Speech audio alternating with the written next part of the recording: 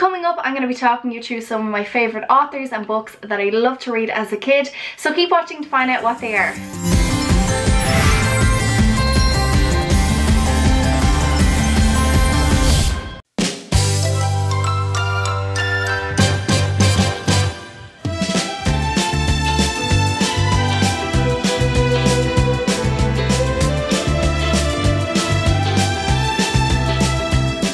Hey guys, what's up and welcome back to All About Aoife. So today I'm going to be doing something a little bit different, and welcome to All About Aoife's book club. So today I thought I'd talk you through some of my favourite books that I used to love reading when I was younger, some of my favourite authors that I used to read a lot of. I can't even say author, which means I should really get back to reading some books. Yeah, I suppose I used to read a lot when I was younger. I don't know what it was. I suppose kind of when you're in school and that sort of thing, books are more around you, you go to the library, that sort of thing. But yeah, as I've gotten older, I'm kind of more of just like a holiday reader. I'll read by the pool or the beach now, and I'll just kind of get a book specifically for holidays. I don't know why I can't speak. It's just typical that I'm speaking about books today and I can't even talk myself. But yeah, so I thought I'd talk you through some of my faves and some of my favourite authors.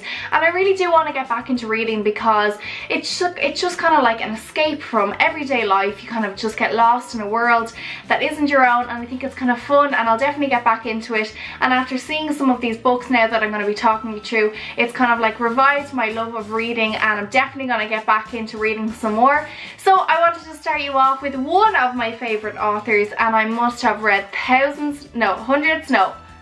a lot of her books when I was younger. I think I just spat there. So I read a lot of her books, and she is Jacqueline Wilson. So I absolutely love Jacqueline Wilson books. I used to actually stay in this room. This isn't my bedroom at the moment. This is kind of the spare room at the moment, which I used to film in. But I have it decked out like my bedroom would be. And this used to be my old bedroom. And all along there behind you, I used to have a shelf which was full of books. I used to have loads of books, bookends on two ends. And then I had a lot of Jacqueline Wilson books. So I used to look up there while I was lying down in bed and looking at all my different Jacqueline Wilson books. I don't know what I did. I got rid of them all when I started to grow up. I don't know, my mum must have said, do you want these books? And as a teen I must have decided that I was too old for them, and now I'm regretting it because I wish I'd kept all my books. Because looking back now, they were great books, all have brilliant stories, and I could have passed them on to somebody else. I'm sure I gave them to charity or something like that, but yeah, I'm devastated that I didn't keep them. So I went to the library and I picked up some of the books that I used to read from my favourite authors. So as I said, Jacqueline Wilson, she was definitely a favourite of mine, and she just has so many different books, and they're all kind of like a little bit girly, but at the same time they all have like a meaningful story behind them, and a lot of the things she deals with are kind of like issues that maybe you might be experiencing yourself, or it's kind of just help younger people, I suppose, understand things that may be going on in other family lives, or things that are happening out there in the world that maybe we're not used to seeing every day. So I suppose she deals with issues like fostering, so I see that in Tracy Beaker, but at the same time they're always really lighthearted and fun at the same time, really kid friendly as well.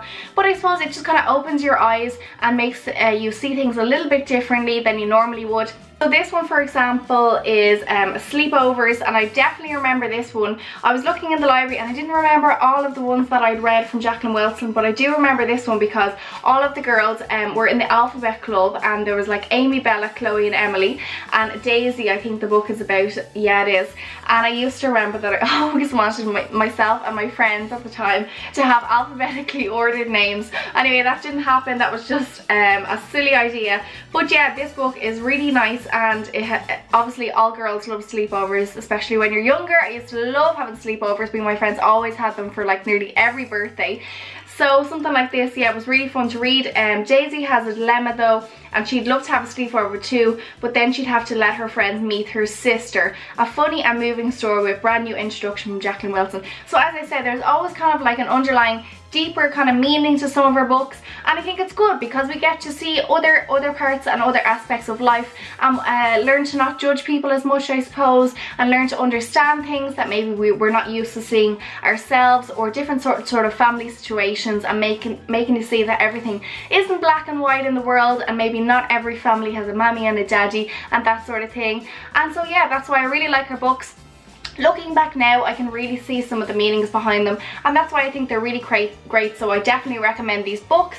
And yeah, this one I suppose is really fun. And then I have this Tracy Beaker one as well, which I always remember Tracy Beaker because she's a bit of a wild child. I think she's in foster care, so this is really fun as well. Like, she's a bit wild, as I said. I'll say the Tracy Beaker, the great inventor of extremely outrageous dares, and I dare you not to say this is the most brilliant story ever. So this is like a fun story as well, but again, you get to see maybe what somebody in foster care is going through and kind of the issues they might have to deal with. So don't get me wrong, these aren't like heavy, sad books or anything like that. I just think that they're great the way they have kind of like a meaning behind them, and they're good to read as well. So let's read the back of this. I thought I was going to live happily ever after with Cam as my foster mum. Well, haha, it hasn't turned out like that. Cam's so mean. She won't buy me designer clothes, so all the other kids at my new school laugh at me. No wonder I bunk off and go to this special street place. There are these two boys I meet there, Alexander and football. We play the dare game and I always win.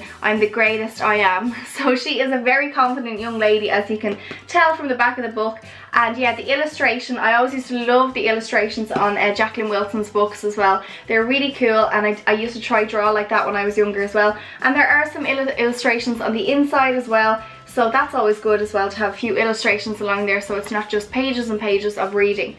So Jacqueline Wilson, yeah, definitely give her a thumbs up. I definitely recommend. She's still writing to this day. She still has new books coming out, and I actually seen one recently at Christmas time, and yeah, it looked really good as well. So you should definitely check her out if you haven't already. So another one of my fan favorites is, of course, Roald Dahl. You literally have to read a Roald Dahl book if you never have. You may have seen the films, but you haven't experienced Roald Dahl unless you've read one of his books. So if you haven't seen the films, yeah, definitely read the book, then watch the films. So the likes of Matilda, George's Marvelous Medicine, the BFG was released there recently in the cinema, and that of course is one of Roald Dahl's films. Charlie and the Chocolate Factory, The Witches. He literally has so many amazing books, and I love the way they all kind of have a bit of magic in them, and they're all a little bit different than your everyday reading. This was definitely one of my favourites growing up. This actually is my book. I didn't get this one from the library. This is Roald Dahl, George's Marvelous Medicine. And I always used to want to like make the medicine that George was making and just be creative. Like, who didn't want to be like a magician or like a witch's, stirring a witch's cauldron or something, or just making something silly. So whenever I see a slug on a piece of lettuce, Grandma said, I gobble it up quick before it crawls away. Delicious. So this is a good one. George lives with his grandmother, and he decides to make her a special medicine which is as nasty as she is, with explosive results. So yeah, this is a really funny one, I remember, and it's quite nice to read as well. It has a few illustrations on the inside as well. Roald Dahl, you just literally can't go wrong. Matilda, many of you may have seen the film. We have the Trunch, and what's that guy's name who eats all the chocolate cake? Oh, Bruce, or no, something like that, Boris? Something along the lines of that. But yeah, Matilda is such a great story. I mean, Roald Dahl just has classic stories. So as I said, if you've seen the film and you haven't got your hands on the book yet, do get it, because honestly, films leave out a lot of details and stuff, so it can be fun to read the book even after you've seen the film. And I definitely recommend any of Roald Dahl's books. As I said, they have illustrations on the inside as well, and they're nice light reading, and they have really fun stories. So moving on to so I know that not everybody is a huge Harry Potter fan, but me personally, I love Harry Potter. I love the books and I love the films as well. I've seen all the books, I've seen all the films. I haven't read all the books. I haven't actually read this one, and this isn't my favourite Harry Potter book to read. One of my favourites was probably The Goblet of Fire. So if you're not that interested and maybe you want to give Harry Potter a go, I suppose start at the first book would be the easiest thing to do. But if you're only going to try one, The Goblet of Fire is probably as thick as this, but it's just kind of a good story because it's like they have the competition within Hogwarts, and there's people from all different wizardry schools at the time. So it's the book is a little bit different, I suppose, than just kind of Harry and everything else that's going on. Harry Potter, I love it. I love the films, but again, as I said, the films do leave out some of the stuff that's in the books. So that's why I love to read the books, because you always get kind of like that extra bit. You get a little bit more in depth about the characters and stuff like that. So if you love Harry Potter like me, you definitely need to get reading the books. And I think I might give these a whirl again and go from the beginning, because they're really timeless and yeah, I love J.K. Rowling. I think she's absolutely fabulous. And yeah, Harry Potter is fantastic. So moving on to another, this is a little bit different, and this is more of a classic kind of novel, but it's still suitable for kids and stuff. So this is Little Women by Louisa May Alcott, and Little Women is just such a lovely story. It's like set back years ago, so it's something a little bit different, and it kind of has that like theme of like Mr. Darcy, Pride and Prejudice. You guys are probably too young to know that, or maybe you're not and you like Little Women. So yeah, this is like kind of an old English tale, but there's all these sisters, and it's maybe for more of an advanced reader because there's no illustrations in this one, but it's such a lovely story. I'll just read you the back. Times are hard for the March sisters. Their father's away at war and the family is short of money, but these girls don't dwell on such matters and always look on the bright side. Whether it's performing a play or getting on day-to-day chores, the sisters can find fun in any situation, but what fate holds in store for the girls, only time will tell. So me growing up, I had no sisters, I had 2 brothers, so a book like this was really great for me because I used to always love to imagine what it'd be like to have loads of sisters and things that sisters get up to. And so these are really fun, young, innocent girls just trying to get along in a time when there's war and stuff going on. But yeah, it's just it's a great book, and it's kind of a classic novel, I suppose. And maybe you want to get something a bit more advanced, or you just want to read something that is a timeless book, then get Little Women, because I think it's just such a lovely story. So another one, I suppose this one is a little bit different. These two are kind of more of my like boyish books. So as I said, I grew up with 2 brothers, so there was always kind of like boys and girls books around the house. So I got my hands on these 2 when I was younger. This one, the title just really caught my eye, How to Eat Fried Worms. I mean, like, you're just intrigued automatically by this one. Fried worms, boiled worms, worm sandwiches, worms with ketchup and peanut butter. Billy must eat 15 worms in 15 days or lose his bet with Alan and Joe. So this is kind of like just a little bit of fun. They're like playing a dare on this guy, and he has to eat the fried worms. And it's just a story with a little bit of difference. You know, it's not really girly, like, but at the same time, if you're, as I said, if you're going to just want to try something different, this is definitely it. And yeah, Thomas Rockwell wrote this. It does have a few illustrations on the inside, and it is a bit of fun as well. And I suppose, yeah, it's just something a little bit different to read, and that's why I liked it. Another one with a bit of a difference is Up the Red Belly, and this is actually by an Irish author. And this is just a story of kind of like this young guy who moves from the city to the suburbs, is it? Or the opposite way around? He moved from the suburbs, yeah, to the suburbs from the city. So he's like a city kid, he's moved to the countryside, he meets this group of all new people, and they have this kind of little gang, and they paint a tree, a red blotch on the tree, and it's like Up the Red Belly, and they do lots of different things, and it's kind of just like the adjustment from city life to country life and what they get up to. Let's see, Mackie's just moved from the suburbs to, from the suburbs to the city. No. Mackie's just moved from to the suburbs from the city. He's a streetwise boy who thinks he's cool, a brush with a supernatural, and gets sussed making gooseberries don't even rattle his cage. But with the new kid, trouble comes too, and poor Felicity always seems to get the blame. So yeah, this is, again, has a few illustrations I think along the way in there. Yeah, there's like 1 or 2 illustrations. Kind of an easy read and fun, and something a bit different as well. It's kind of like adventurous, and it's funny as well. I remember being funny, and I think they have a few others like Up the Yellow Belly and things like that. So there's a series of these as well. I do have one more that I wanted to show you, and again, this would have been like when I had read all my Jacqueline Wilson books and I just wanted to try something a little bit different.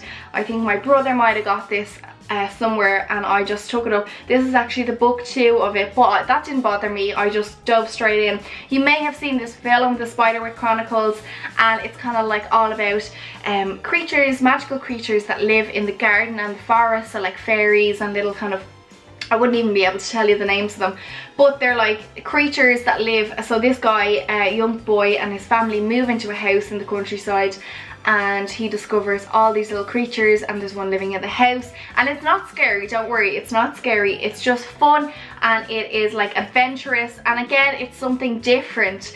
So you know, if you're always reading stories about girls who do this and that and the other, and you want to try something a little bit different with magical creatures and that, then the Spiderwick Chronicles are really great for that. And again, then you can watch the film afterwards if you want to, after you read all the chronicles, and enjoy the film as well, because the film is really good. I really love it. And this has illustrations all on the inside, and they're kind of like hand-drawn illustrations, as in kind of like sketches, and yeah, they're really nice as well. Chapter 2, in which several things are taken, including a test. I don't know why I just read that. So I don't know if you can see there, and like the little fairy he's examining and stuff. So if you're like me and you like fairies, this book will definitely intrigue you. I'm obsessed with Tinkerbell and all the Tinkerbell movies and that sort of thing. So yeah, I think that's it. Apparently I was told that this one is popular nowadays as well, Dirty Bertie. I haven't actually gotten to read it yet. Meet Dirty Bertie, a boy with nose-pickingly disgusting habits. Ew, he's full to bursting with madcap plans and crazy ideas, and if it's trouble you're after, look no further. Bertie's sure to be up to his neck in it. Now, I don't know if I'll be a fan of Bertie, to be honest, but apparently little boys and girls love it, and they have some fun illustrations in there as well. So I've been told that these books are really good as well. So there's a few of my old favourites. A classic like Harry Potter and Little Women. My favourite author, Jacqueline Wilson, growing up, definitely. And then I've mentioned a couple of new ones that are out there that you could try as well. And of course some older ones like Roald Dahl and the Spiderwick Chronicles and stuff like that. Classic. Check them out if you haven't already. So they are my books that I've this is my book club, and I'm just talking through all my books, and yeah, I think they're really great. So they are just some of my favorites, guys, and I have had a lot of fun talking you through them today. I hope this inspires you to get out there, get reading, maybe try something a little bit out of your comfort zone, and something that you wouldn't usually pick up if you're in the library or a bookstore. So if you guys have enjoyed watching this vlog today and you'd like to see me doing anything like this in the future, then make sure to give me a big thumbs up. Don't forget to comment below if you like this, and of course subscribe to All About Aoife if you haven't already. Thanks for watching, guys.